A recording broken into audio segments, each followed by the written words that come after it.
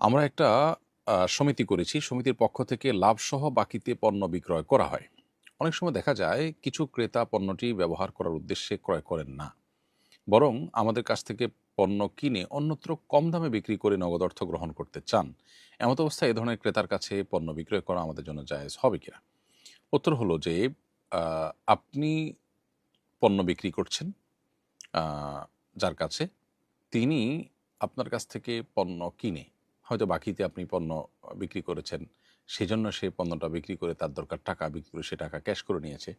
এটা একান্ত তার ব্যাপার।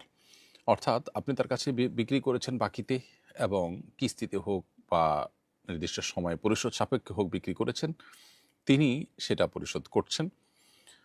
কেনার পর যেহেতু জিনিসটার মালিক তিনি হয়ে গেছেন, এখন তার জিনিস তিনি বিক্রি করে যদি টাকা নেন, কম দামে বিক্রি করে টাকা নেন, সেটা তার ব্যাপার। লাভে বিক্রি করে টাকা নেন, সেটা তার ব্যাপার। আর এখানে যে কৌশলটা তিনি অবলম্বন করেছেন, তার দরকার নগদ টাকা, আপনারা বিক্রি করবেন পণ্য। তো সে আ পণ্য বিক্রি করে টাকা ক্যাশ করে নিয়েছে। এটাতে শরিয়ার কোনো ভায়োলেশন হয়নি। তার জিনিস তিনি বিক্রি করতেই পারেন। সেখানে আসলে কারোর এখতিয়ার নেই বাধা দেয়ার। শরিয়া আসলে ব্যক্তি মালিকানাকে সর্বোচ্চ গুরুত্ব দেয়। এজন্য কোনো ব্যক্তির মালিকানাধীন সম্পদ ব্যবহার এটার কেনা-বেচাতে শরিয়ার অন্য কোনো ভায়োলেশন না হলে অন্য কাউকে সেখানে হস্তক্ষেপ করার অনুমোদন দেয় না। বিধায় এই কেনা-বেচা তার জন্য যেমন জায়েজ, ঠিক একইভাবে যে ব্যক্তি এরকম উদ্দেশ্যে আপনার কাছ থেকে কিনছেন, তার কাছে বিক্রি করতেও আপনার কোনো অসুবিধা নেই। অর্থাৎ আপনার এটা দেখার দরকার নেই যে তিনি কেনার পর আ নিজে ব্যবহার করবেন নাকি আরেকজনের কাছে বিক্রি করে দিবেন। হ্যাঁ, ব্যাপারটা যদি এরকম হয় যে এটা মূলত দারিদ্র্য বিমোচনের জন্য, তার উপকার পৌঁছাবার জন্য, অথচ তিনি সেখানে আসলে আরো বেশি ক্ষতিগ্রস্ত হচ্ছেন, তাহলে সেটা একটা আ প্রশ্নসাপেক্ষ বিষয় অবশ্য। এটা বিশেষ করে দানের ক্ষেত্রে যদি এরকম হয়, সেটা আ অনুচিত এরকম লোককে দেওয়া, যে লোকটা নিয়ে আসলে এটা আরো অনেক কম দামে বিক্রি করে ফেলবে। কিন্তু যদি সে বিক্রি করে ফেলে, সেটা তার জন্য জায়েজ এবং আ যিনি দিয়েছেন তার দানটাও আদায় হয়ে যাবে।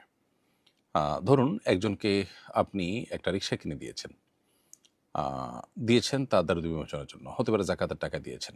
এখন যাকে দিয়েছেন তিনি এটা নিয়ে বিক্রি করে দিয়েছেন আরো কম দামে। আপনি যে দামে কিনেছেন তার চেয়ে আরো কম দামে বিক্রি করে দিয়েছেন।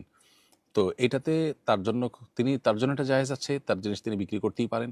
আবার আপনার যাকাতও কিন্তু আদায় হয়ে গেছে। কিন্তু এরকম ব্যক্তি যিনি আসলে যাকাতের অর্থকে আ আরো তার যে সুফল, এটা কম সুফল তিনি উপভোগ করবেন। যেখানে আরো বেশি সুফল পাওয়া যেত। তো এরকম ব্যক্তিকে না দিয়ে তার চাইতে আরো নিডি মানুষ থাকলে তাকে দেওয়া উত্তম। জাস্ট এটুকু। এর বাইরে আসলে এখানে জায়েজ না জায়েজের বিষয় নয়। অতএব এটা হলো দানের ক্ষেত্রে। আর বিক্রি করার ক্ষেত্রে তো প্রশ্নই ওঠে না যে এটি নিষিদ্ধ হবে। কারণ আপনি যখন দিয়েছেন তাকে, তার কাছে বিক্রি করে